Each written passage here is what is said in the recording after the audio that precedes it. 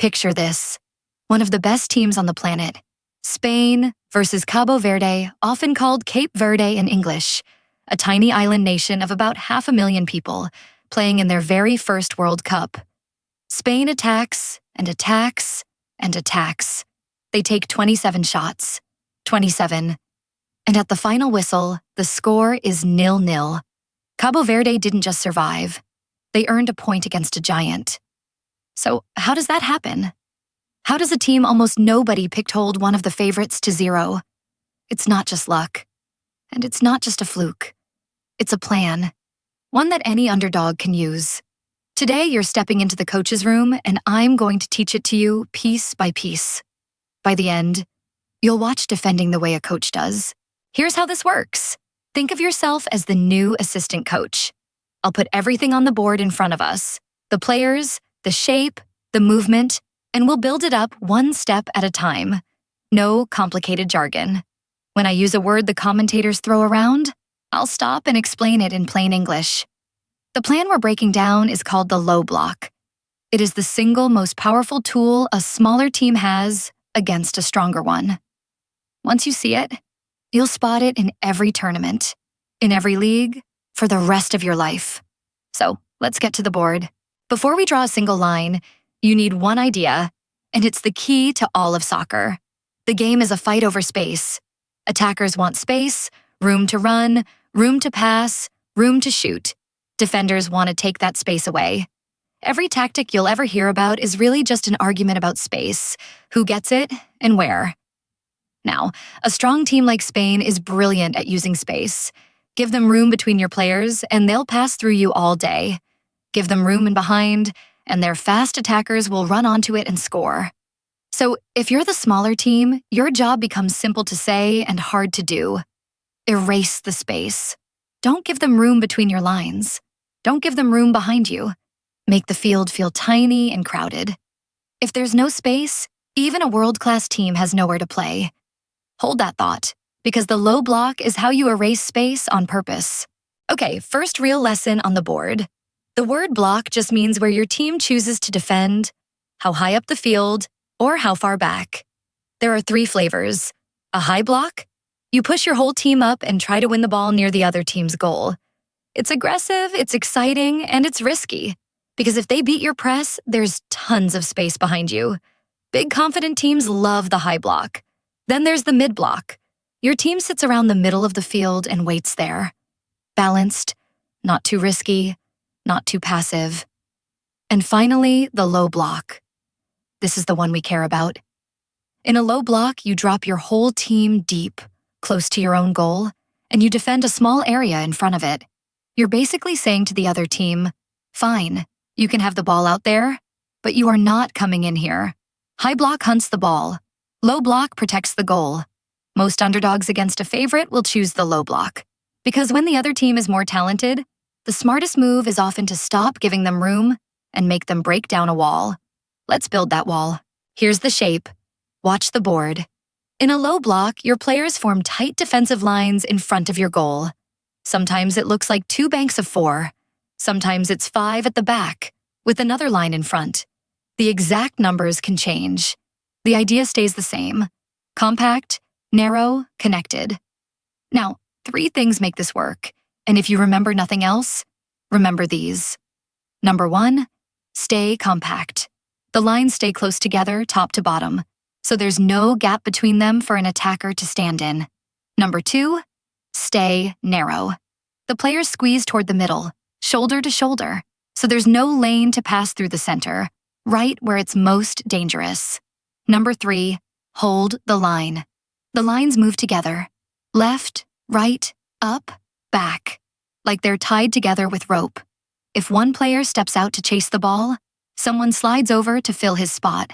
The space never opens. Picture rows of bricks, shifting side to side, always staying joined. That is a low block. It is not fancy. Nobody grows up dreaming of defending a low block. But done right, it is incredibly hard to break. And that is exactly why it humbles favorites. So now let's bring on the favorite and watch what the low block does to them.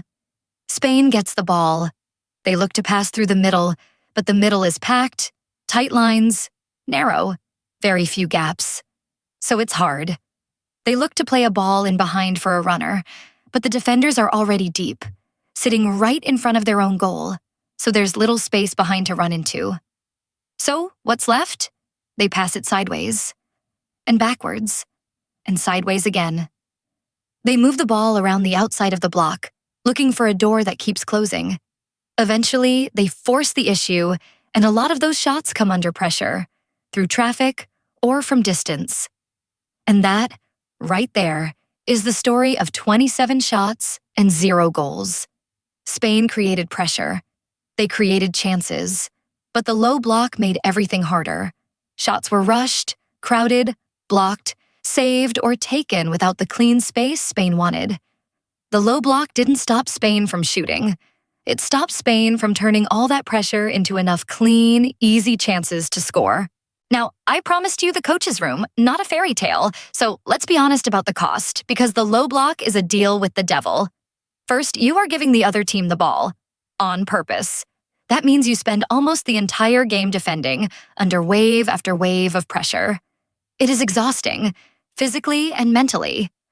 Second, you're inviting them to camp on the edge of your box, and that means corners, free kicks, throw-ins, set pieces. One swung-in ball, one flick, one scramble, and your clean sheet is gone. Third, talent still bites. You can defend perfectly for 89 minutes, but a world-class player only needs 1/2 yard of space for 1/2 second to bend in a winner. And fourth, fatigue. Defending deep for 90-plus minutes is brutal, and tired legs make mistakes late. So the low block is not safe. It's a calculated risk. You're betting that your organization and your discipline can outlast their talent for one game. Sometimes you lose that bet. But when you win it, like Cabo Verde did, you've stolen a result nobody thought you could get. Which brings us to the most important part, because a low block is not about hiding. It's about winning. Defending deep is only half the plan. Here's the other half, the part that actually steals games. 1.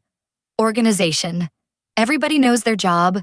Everybody holds the shape. Nobody dives in and breaks the line. Boring? Yes. Effective? Absolutely. 2. The counterattack. This is the dagger. The moment you win the ball, you don't just clear it. You break forward, fast, with your quickest players, into all that space the favorite left behind when they pushed everyone forward. A low block invites them up the field and then punishes them on the break. Many of the biggest upsets in history are a wall, plus one lightning counter. 3. Set pieces. If you're not going to have much of the ball, then every corner and free kick you do get has to count. Practice them. Make them dangerous. 4. Your goalkeeper. In a low block, your keeper becomes your best player and your last wall. A couple of world-class saves can be worth more than any tactic on the board. And 5. Game management. Protect your lead. Slow the game when you need to. Keep your shape until the final whistle. Put all of that together: wall, counter, set pieces, a hot keeper, smart clock management, and that is the complete underdog playbook.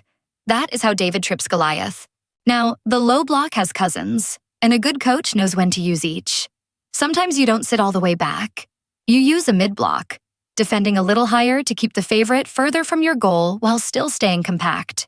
Sometimes you mix it. Low block when they have the ball in dangerous areas, then jump out and press them the moment they get sloppy. And there's the dark art every underdog learns, the tactical foul. A smart, well-timed foul, far from goal, to stop a counter before it starts. It's not pretty, but it's part of the game. But there's a cost. Get it wrong, and the referee can show yellow. The thread tying all of it together is the same idea we started with.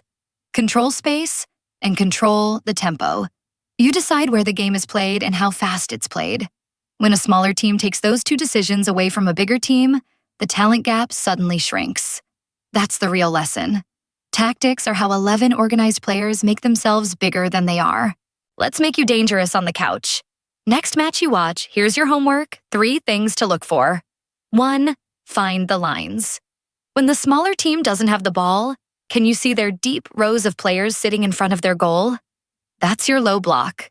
2. Watch the favorites passing. Are they knocking it side to side and backwards, going nowhere, looking frustrated? The block is working. 3. Watch where the shots come from. If the big team is being pushed to shots from outside the box or through a crowd of bodies, the defense is doing its job.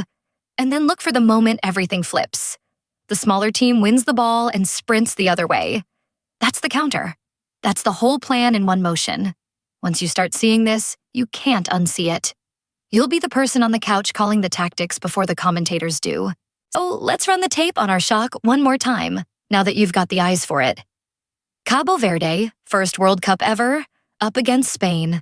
From the first whistle, they set their lines, deep and narrow, compact as a fist. Spain has the ball, and has it, and has it. They probe the middle, closed. They look in behind. Nobody home. The defenders are already deep. So they go sideways, around the outside.